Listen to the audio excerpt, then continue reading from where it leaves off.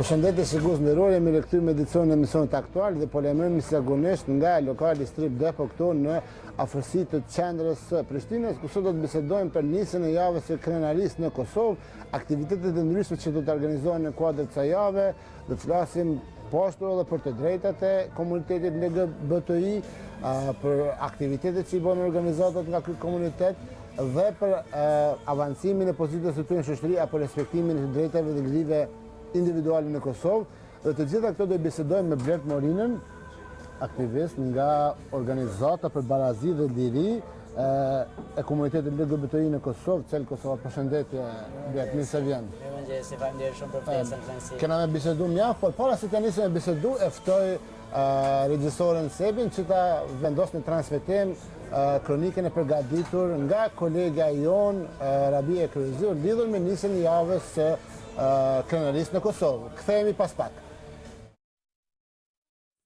Kjo është motoja me të cilën ka filluar java e Krenarisë, e cila synon të adresojë çështje të gjendjes aktuale të personave LGBTI në shoqërinë kosovare. I pranishëm në hapjen e kësaj jave ishte edhe presidenti i vendit Hashim Thaçi, i cili premtoi për krahje në rrugtimin e tyre. Ne mund kemi dallime të shumta, qoftë në debat politik apo kulturor dhe shoqëror. Por këto debate nuk guxojnë të rrezikojnë vetësinë e askujt, dhe të drejtën e kurkujt, identitetin e askujt, qoftë etnik, fetar, gjysor apo gjinor. Prandaj, pa e zgjatur shumë, dua t'ju falenderoj edhe një herë që keni dëshmuar se jeni luftetar të vërtet të Kosovës së re, të progresit dhe dedikimit ndaj vlera më të larta të Kushtetutës së Republikës së Kosovës dhe shoqërisë kosovare.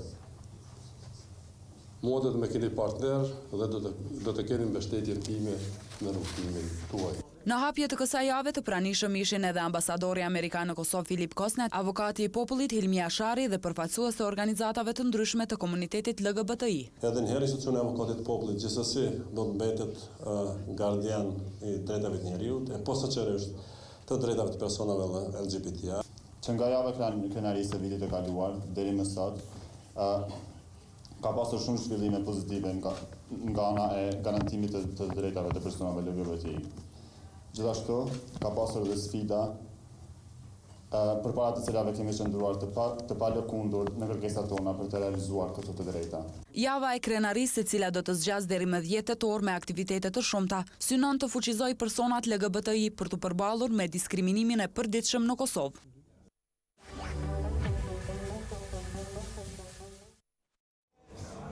Pra, kjo ishte kronika e përgatitur nga kolega jon Rabia Krenarisë, edhe tani nisim me Bletin bisedojmë për javën e Krenarisë në Kosovë. Domethënë, çka ka me pas kjo javë? Di që është hap me 7 dhe me 10 ka me nejtë hapur.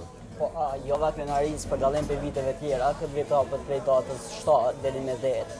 Ideja javës Krenarisë është që të ofroj aktivitete në fusha të ndryshme me qëllim që çdo kush mundet me gjetë veten edhe me ardh me përkrahë në çfarëdo forme, qoftë përmes ekspozitave, filmave, konferencave, sepse mendojmë që debati i mirëfillt në lidhje me personat LGBTI në Kosovë ende mungon.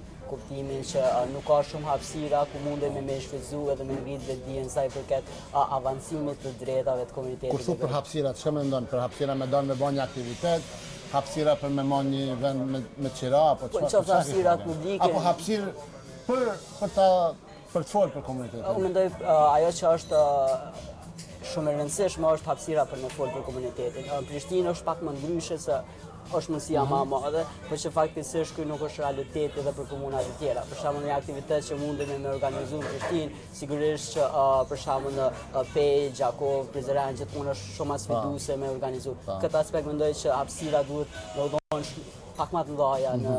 Mirë, çfarë aktivitete keni me pas? Domethënë, po thoni se keni probleme me gjetë hapësira, po çfarë aktivitete keni arrit me apo do arrini të prezantoni gjatë këtyre 4 ditëve? Dje për shembull e patëm hapjen e javës Krenarisë, e cila ndodhi në ndërtesën e qeverisë, te Instituti të Urbanizmit patëm hapjen e ekspozitës, një ekspozitë e cila është bërë për herë parë këtë formë ku tretizon personat LGBTI dhe jetën e tyre në Kosovë. Sot kemi konferencën legjislacioni mundësitë e humbura dhe ato të fituara. Më vonë kemi me pas një ekspozit tjetër në Termokes. Ideja e kësaj ekspozite është që janë mbledhur persona transgjenorë për këtë rajonin, ata që janë në proces të tranzicionit, ata para fillimit të tranzicionit dhe ata që kanë përfunduar tranzicionin. Pastaj kam u përcjell me një film Moonlight në kino Armata. Të nesërme ne kemi dy manuale, publikimin e dy manualeve të cilat ne i konsiderojmë shumë të rëndësishëm. Manuali i parë është për gazetarë dhe mënyrën e raportimit. Mendojmë që një udhërrëfyes i tillë është shumë nevojshëm sepse kur fut për udhërrëfyes, çka mendon me to, domethënë për raportimin? A do të thotë kjo se ka ende këtë kuptime në raportim apo stigmë në raportim? Si e kështë definuar? Mendoj që ka pas përmirësim, definitivisht.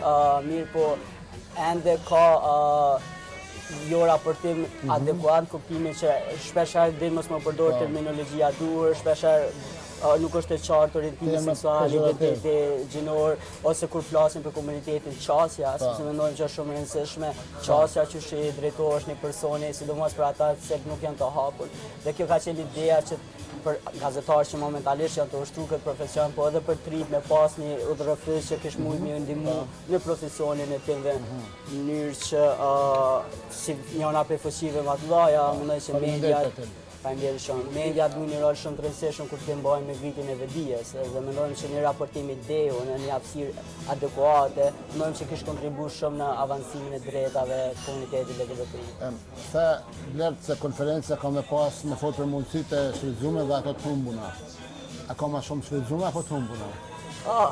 Është interesant, Kosova po mendoj që si njëri ndër vendet që realisht në letër është mjaft i avancuar, po kem pas shumë mundësi të cilat i kem humbur, sepse fakti që neve jemi të vendosur disa ligje të avancuara në letër dhe të mos implementuar, kjo nuk na bën si një vend progresiv. Për shembull Kosova me kodin e ri penal tash, me ligjin për barazinë gjinore që ka kaluar në vitin 2015, me një kushtetues si njëra ndër më të avancuar jo në rajon po edhe në Evropë, mendoj që mos implementimi në farë forme është të izbe këto që ai kena mundësi. Kështu që nuk mendoj që këtë mundësi që ai kemi të shfrytzu.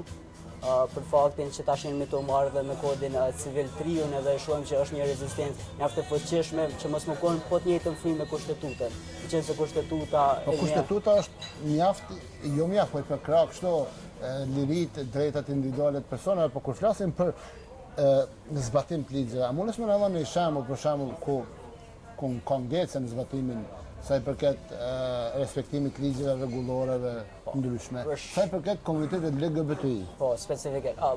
E para e shohim se persona transgjenorë në njohjen e identitetit gjinor hasin shumë sfida. Për fillu për rastit tem që është që një vetë gjysmë tashmë me kushtetuta tu si dhe ende nuk ka një përgjigje definitive. Realisht ligje e lejon një gjatë të tillë. Kem shumë raste kur raportohen në polici dhe asnjëherë nuk përfundon në gjykatë. Deri më tash ka qenë vetëm një rast 2016 që ka marrë dënimin e dhe ato jo të merituar. Ka qenë klasifikuar si një rast i zakonshëm, kështu që ky zinxhiri polici, prokurori, gjyqësi, mos funksionimi edhe mos përcjellja e landeve po e bën mas ne që këto ato ligje që ai kena nuk kanë shumë zbeta në implementim. Na trego pak për rastin specifik, domethënë, çfarë përgjigje kanë dhënë? Si kanë trajtuar domethënë? Ka qenë refuzuar dy herë, do të thotë herën e parë kur e kemi qenë në komunë Gjakovës. Tregoj këtë, domethënë cila ka qenë edhe kërkesa? Po, kërkesa ka qenë që më ndruajmë edhe shënuesi gjinisë në dokumentet e mia të identifikimit. Në Gjakovë herën e parë është refuzuar, pastaj kena qenë në komision për regjistrim civil si ankesë, prapë është refuzuar. E kemi nisë rastin në të njëjtën kohë edhe në gjykatë themelore edhe në gjykatë kushtetuese, gjithmonë tu e pas parasysh që neve obligohemi që instrumentet ndërkombëtare nuk kanë të aplikueshme në Kosovë, do të thotë këtë vendime që janë dalë në gjykatën ndërkombëtare për drejtat e njerëzit, automatikisht janë të aplikueshme në Kosovë. Për këtë arsye ke marrë të drejtën me dërgu edhe në gjykatën kushtetuese. Gjykata kushtetuese ka refuzuar me arsyetimin që nuk janë shtrirë gjitha mjetet ligjore, kurse gjykata e themelore, do thotë për një vit e gjysmë tash janë përgjigj ku e kanë caktuar satën. Do thotë për një vit e gjysmë nuk kemi pasur kurfar përgjigje. E mendoj që sidomos për persona që janë të kaluar për tranzicion në cilin nuk është i mundshëm në Kosovë dhe vjen shpesh më këtu, mos dokumentet në momentin e parë që nuk janë përshmëri me fizikun ton, shpesh mund me bëhe probleme. kur flasim për respektimin e lirive drejtave të njerëzit, po e citoj një fjalë presidenti Thaçi që e ka thënë dje, betejë për respektimin të drejtave të njerëzit dhe lirive individuale ashtu siç janë të definohen në Kushtetutën e Kosovës ende nuk ka përfunduar. Domethënë, demokracia bazuar në pushtetin e shumicës është e rëndësishme, por liria definohet në atë se sa mbrojmë edhe pakicën. Sa është punu, domethënë, me shku drejt realizimit të plot drejtave. Po mënej, sigurisht që shoqëria civile është konstant të rikujtu sa është e rëndësishme respektimi i drejtave të njeriut në përgjithësi, sepse po mënej që kjo mendësia që është kriju që drejtat e komunitetit LGBTI janë të ndame për drejtat njeriut, individuale. Është shumë e gabume. Nuk mendoj që institucionet në këtë aspekt kanë bërë shumë, sepse na mundemi me ngrisë çështje, po prapë implementimi nuk mundemi me bëna, duhet të koni një vullnet të dyanshëm prej neve me i raportu ato raste dhe pastaj për institucionet me zbatu ligjet në. Mendoj që ka pas progres në ngritjen e rasteve të raportume, po që s'ka pas progres në mbylljen aty në rasteve deri në instancën e fundit. Kështu që nuk mendoj që është bë në ndryshim shumë i madh përveç kësaj që na konstant jemi të marr ligjet mira dhe të i vendosmë letër. Si vjetë motoja është përkon tre zemra. Si manifestohet kjo në aktivitetet e juja? Dhe me thonë, si e prezentoni vetë vetën organizatën tek shoqënia e gjanë? Është sfiduse, është sfiduse të fillu prej shoqënisë. Unë mendoj që përveç institucioneve dhe civil society në përgjithësi duhet më konë pak ma shumë angazhuar në avancimin e drejtave të komunitetit LGBTI dhe jo vetëm të lihet dy organizatave specifikisht që punojnë në këtë fushë. Është sfiduese për faktin që tash është krijuar mendësia që drejtat e komunitetit LGBTI janë të ndame për drejtat e njeriut dhe kjo është shumë gabim. Është komuniteti LGBTI vazhdon më pas si diçka e shkputur për pjesën tjetër. Pa dhonë mundësin me kuptu që persona LGBTI vi prej grupeve të ndryshme, një person ma si kufizume mundet me qenë person LGBTI, një grua mundet me qenë lesbike transgjenore, një gay mundet me qenë sërb, shqiptarë e tjera. Dhe të diversiteti që është brenda komunitetit LGBTI, ja u le pasaj hapësirë çdo grupacioni tjetër me kontribu në avancimin e drejtave të komunitetit LGBTI. Kur jemi tek mbështetja nga institucionet, dhe me thonë, përmendet që ligjet janë bukurat mira, po nuk zbatohen tërësi. Institucionet tjera si avokati i popullit, apo grupet ndryshme të avokatësh të cilë i shtyjnë drejta, dhe me thonë, sa ka një koordinim, një bashkëpunim mes organizatave të juja dhe institucioneve që me gjithatë kjo më marrë seriozisht, dhe me thonë. Si rrezik, si sfidë për organizimin dhe funksionimin tuaj? Ajo që ka blen theksohet, institucioni avokatit popullit në Kosovë, prej kur e ka marrë mandatin, sigurisht që edhe ai paraprake, ka bërë një punë shumë mirë në përkrajën. Përndaj që konstant është të ofru mbështetje dhe sa herë që përshep pa rregullsi është të paktën të reagu, po që thash prapë na mundemi me reagu vetë qaq, nuk mundemi me marrë komplet në dorë dhe me... Po, avokati popullit ka thënë që ka pas progres, të më thënë, që shteti ka bërë në respektimin e drejtave dhe lirive individuale. A keni një rast konkret për shembull që ka pas një lëvizje apo është marrë një vendim i cili e ka lehtësuar një proces? Po, për shembull në 2016, një si rasti Felizajit, avokati i popullit ka reaguar me amikus Kurja, ku e ka ndihmu rastin edhe ju ka drejtuar domethënë gjykatës drejt për drejt, pse është e rëndësishëm që shkelësit e këtë rast persona që kanë ushtruar dëm fizike ndaj dy personave të komunitetit LGBTI duhet me u dënu. Ky ka qenë njëri për rasteve, ka dërguar edhe në raste të tjera amikus Kurja, po prapë. Po e theksoj që kjo është e vetë një gjë që mundemi me bëu me ngrisë çështje, sepse nuk varet kryet pasaj prej vullnetit. As të avokatit popullit këtë rast, as të organizatave të shoqërisë civile. Vlerë, sa është e vështirë betejë për mbrojtjen e lirive individuale të Kosovës? E di që ka sfida shumë. Ka sfida. E di që shoqënia jonë është kryesisht patriarkale, ta quaj ashtu.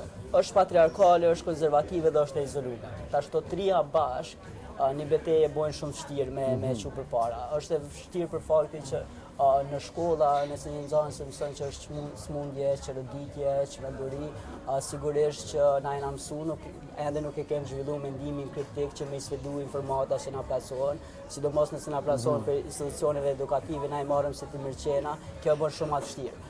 Nëse dikush është rëndur fizike, psiqike dhe e shet që nuk po merr me dënimin e meritum, automatikisht ja jep drejtën pastaj me vazhdu një gjatë të tillë, sepse thotë, ok, nëse unë nuk po dënohem, i bën që nuk jam të bëj diçka gabim. Tash kur i kombinojmë gjithë ato, e bën shumë vështirë. Nëse kishte pas një implementim të denjtë të ligjeve, nëse në shkolla kishte marrë informacione të duhura, adekuate, të përditësume, unë nuk mendoj që sfidat që kemi tash do kishin qenë kaq teksume.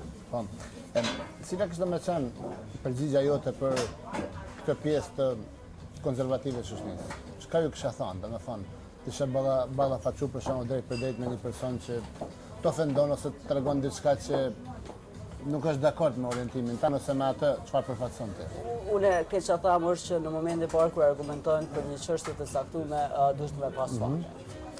Nëse dikush mundet me mbind ose me pa po foli në burimet shkencore, që edhe mundet me mbështet argumentet e veta me burime shkencore, atëherë mundet me mund me bë debat. Mirë po, ka e herë është e pamundshme me nale me debatu nëse fjalia fillon e përfundon vetëm me është smundje. Është shumë e problematike me ju qasë dhe me diskutu. Kështu që për ato e konsideroj shumë të rëndësishme, ndoshta jo për gjeneratat që tashmë i kanë kalu banka shkollore, po të paktën për gjeneratat e reja me marrë informacionin e duhur. Si e kishte definu, domethënë, gjendjen e komunitetit LGBTI, domethënë, në kontekstin e marrjes shërbimeve, marrjes shërbimeve shëndetësore ose ka nevojë edhe për psikosociale, se mund të ketë në rast që ka nevojë për trajtim, për shkak të rrethonave ose për shkak të asaj se çfarë i ka thënë familja, sa punoni në këtë drejtim? Realisht, për arsye që e kem pas që të fillu prej ndihmës ligjore, të fillu prej ndihmës psikologjike, tjera nuk kem pas mundësi me shfrytzu institucionet publike. Kështu që jemi obliguar si organizatë me ofru edhe ndihmën ligjore, edhe mbështetje psikologjike, ku cili tashmë ka 4 psikologë që ofron një gjatë të tillë, e kemi avokat në Rina Kika, e cila i përfaqëson rastet në raportim me tutje, sepse për jashtim Prishtinës që mund të thonë e bën ndryshim vogël, po për qytetet e tjera është shumë problematike me shku dikush me thonë që unë jam diskriminuar për shkak që jam person i komunitetit LGBTI, ose me shku me kërku seanca psikologjike për shkak të orientimit seksual, sepse automatikisht lind dëshira për shërimin e atyre personave. Kështu që e bën të pamundshme pastaj me marrë shërbime adekuate. E për këtë arsye e ke marrë përsipër një punë që realisht nuk është që na takon kryet me ofru këto shërbime. Kur bjen puna tek shërbimet shëndetësore, a keni pas refuzim nga institucionet publike apo ka pas hezitim për të kërkuar ndihmë atë?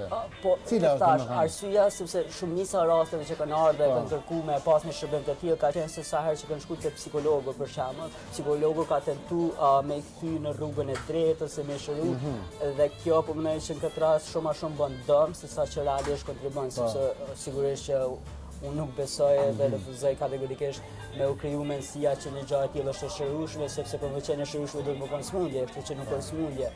Mendoj që kjo ka qenë arsyeja pse edhe ka hezitim asaj me shku, sepse është torturë veti nëse shes që personi që po ja beson me nda gjanat e tua, po tenton me dhënë kaje tjetër edhe po shes si diçka që realisht nuk je. Për çfarë numri të anëtarëve ty i bëhet fjalë, domethënë, a është një, domethënë, përqindje specifike, si një të organizuar, po mendoj në kontekstin e shoqërimit, por edhe njëkohësisht të organizimit të eventeve në qytete tjera jashtë Prishtinës, si e përmendë si sfidë? Jashtë Prishtinës është shumë problematike, po e ke vetë edhe një gjë që në përgjithësi, sidomos personat LGBTI që vinë prej komunave të vogla, shumë më rahat ndihen marrë në organizatë në Prishtinë sesa nëse i kishin pas në qytetet e tyre. E kanë qatë farë konfidencialitetin, qatë ndjenje që nuk janë shumë public edhe ka shumë atlet. Është problematike për faktin që nuk kem shumë qasje në për këtë komunat e para. Nuk kem bashkëpunime të teksume me organizatat lokale. Thash është edhe prej organizatave në një hezitim me u identifiku me organizatat LGBTI në komunat e vogla. Kështu që është vegje problematike për dallim për Prishtinës. Mirë, po është i numër, tash nëse i referohemi dhe ullumtimeve globale, zakonisht përqindja e një shoqërie që i përkasin persona LGBTI është 10 deri në 12%. Kështu që si numër nuk është numër i vogël, po folim për 10 deri në 12% të shoqërisë, po që prap është fatkeqësisht na si organizata nuk kemi qasje tek këtë persona që janë pjesë e komunitetit. Kur jemi tek rastet e dhunës ndaj njerëzve që identifikohen si LGBTI, sa është përmirësuar reagimi i institucioneve, forcave të ndryshme, forcës së policisë, sepse ka pas raste në kalume në Blerë kur nuk janë marrë ndoshta seriozisht ankesat. Jo, në kalume, e patëm edhe në nëntorë, më duket një video që qarkulloj mënyrën që policia trajtoi personat. Në nëntorë apo në shtatorë? Kur, tash? Po, në fundit që bërës, po jam i sigur në cili muj. Kështu që me përjashtim të Prishtinës qendrës tu që janë ma shumë të informume dhe kemë personin që zakonisht rase LGBTI drejtojmë direkt ai person, ka arsye që ka kalu në për shumë trajnime, sado që na mojmë trajnime në përkret komunat e Kosovës me polis, a mendoj që trajtimin nuk e marrim atë mirë në botë kur shkojnë me raportu, sidomos nëse shkojnë pa përcjelljen e avokatës të organizatës. Se ndryshon automatikisht kur është avokatja me tatu i përfaqësuar. Është personi juridik atë. Kështu që kjo ndoshta ka ndikuar mas ne edhe pse ka shumë hezitim me raportu raste. Është hezitimi pa pam kur kemi bëjmë raportimin e rastit. Për shembull, sa raste raportohen e sa do duhet raportohen? Nëse krahasojmë sa na informata që mund të keni. Nëse krahasojmë sa na vijnë organizator, për shembull na dikur rreth vit 30 deri në këtë periudhë kena ofruar informata ligjore që kanë kërkuar, po prej tyre diku 12 kanë raportuar, për shembull 8 raste që i kena dërguar në Smejmore në Shqipëri, prej tyre veç 2 persona i kanë raportuar, tjerë s'kan pranuar mi raportu, kështu që është një diskrepancë e madhe mbes asaj që sa ka nevojë dhe sa realisht raportohet. Po, kur jemi tek organizimi i eventeve, aktiviteteve, normalisht më i madhi është parada e Krenarisë, cila nëse zgabojnë 2017 për herë të parë është organizuar në Kosovë, në Prishtinë. Si po shkon përgatitja për këtë ngjarje? Realisht Folje për shumë probleme që kanë të bëjnë me leje, me ase, me kësi, domethënë me gjëra të ndryshme. Parada, sa herë që mendojmë se tash është kompletu organizimi, gjithmonë ka diçka që del në fund. Muaj shtator për neve dhe më konë ka jarë muaj më intenziv, po përgjithësia të shku mirë, këtë vetë kem pas ndihmë përveç qendrës për zhvillime shoqërore CELit, kem pas edhe 2 partnerë që na janë bashkangjitur Youth Initiative for Human Rights and the Civil Rights Defenders, cilët kanë dhënë kontribut në lehtësimin e organizimit të javës Krenarisë, përveç saj këtë vetë kemi edhe vullnetar pak më shumë që janë të kontribuar më intensivisht në mbarvajtjen e aktiviteteve gjatë javës Krenarisë. Sigurisht që ka detaje mas ne që si çdo organizim tjetër ikin prej dore, po që në përgjithësi si javë tashmë është punoj që kjo tradicionale që është kriju, po pritet mirë, për shembull dje në hapje edhe në ekspozit ka një numër mjaft i madh njerëzve, mendoj që është të ndikuar në ndrimin e mendësisë sa i përket. Sa keni mbështetje nga liderët politik? Domethënë sapo kena kalu zgjedhjet, kena kalu një periudhë kohore kur është kërkuar vota secili, domethënë sa janë apo sa vreni ju si organizatë që po përmenden edhe këto liri drejta në kuadër të përmirësimit përgjithshëm të jetës në Kosovë? Po mënaj, na shohim që gjatë vitit përmendjave e drejtave të komunitetit LGBTI është zero me po mënej afrohet jo ekzistencës nëse i referohemi sa përmenden. E patëm rastin ku mund të me i pa për plan programet e cilës parti politike se çka fëjk edhe në aksionin pi nuk ka qenë i përmenden drejta e komunitetit LGBTI, i pa disa ose drejtat e njerëzit përgjithësi. Ose drejtat e njerëzit përgjithësi, sepse është kriju që mendësia që drejtat e njerëzit në Kosovë janë luks. Nëse i kërkon do thotë të kërku luks, sepse nuk është diçka prioritet, e unë mendoj që sigurisht është prioritet, sepse mirëqenia dhe siguria e çdo individi Kosovë çaj duhet më konë prioriteti për institucioneve. Që më kalon përshtypje ka qenë fakti që në disa intervista janë bërë pyetje drejt për drejt sesa në lidhje me komunitetin dhe përkramin. E shohim që ka pas një hezitim në përgjigje, mu që më ka çudit është e drejta sepse ka pasur përgjigje kundër. E kjo më ka çudit për faktin që si ka herë marrëm të drejtën me refuzu një komunitet të tonë prej personave që pritet në 4 vitet të ardhshme, realisht ata shtyt si kryesor në avancimin e drejtave të njerëzit. Mendoj që kjo mendësia që na mundemi me thonë publicly që jemi kundër është shumë e gabuar dhe shumë e rrezikshme. Jena thuj se ka ato minutat e fundit, se të kemi shku në konferencën që organizu këtu afër. Cili kishte me qenë mesazhi jo vetëm për politikanë, për institucionet, po për krejt shoqërinë e Kosovës, sa i përket komunitetit LGBTI? Komuniteti LGBTI nuk ka ardhur mas lutjes, nuk është diçka e re në secilën shoqëri globale. Komuniteti LGBTI ka qenë pjesë e shoqërisë, dallimi tash është që ndoshta po folet pak më haptas, kështu që nuk guxoj me përjashtu, sepse është pjesë e shoqërisë, ka qenë pjesë e shoqërisë edhe mendoj që diversitetin nuk guxoj me pasi diçka të dëmshme për shoqërinë, përkundrazi diversiteti shoqëror e bën mirëqenien në vetë më të mirë, që ajo mundësia me pa njerëz të ndryshëm, me identitete të ndryshme, qofshin ato masne seksuale ose gjinore, etnike, ose fetare ose çfarë do. Mendoj që një miks i tillë është shumë i mirëpritur për një shoqëri. Edhe kjo është mesazhi jam që zemra rre për gjithçka, kështu që për çka do që rre zemra me 10 tetor, të fillu prej orës 11:30 në sheshin Skënderbej i presëm gjithë kur do që mendon që mundet më kohë që ndryshimi, sepse unë mendoj që ndryshimi varet për çdo individ. Çdo individ mundet me pru ndryshimin. Më 10 tetor ka me qenë, çka? Parada Krenarisë. Blet, faleminderit që ke ndako me qenë me shefin e emisionin aktual. Faleminderit, kënaqësia ke jemi. Turojmë sukses ty dhe organizatës tënde. Shikues nderuar, kaq për edicionin e sotëm të emisionit aktual, ju lajmëruam nga lokali Strip D, po këtu në afërsi të sheshit kryesor të Prishtinës, dhe tani ju ftoj që shndroni me kanalin e programit 3 të Televizionit Publik Kosovës dhe mirëmbëjtje nga unë Gjergji.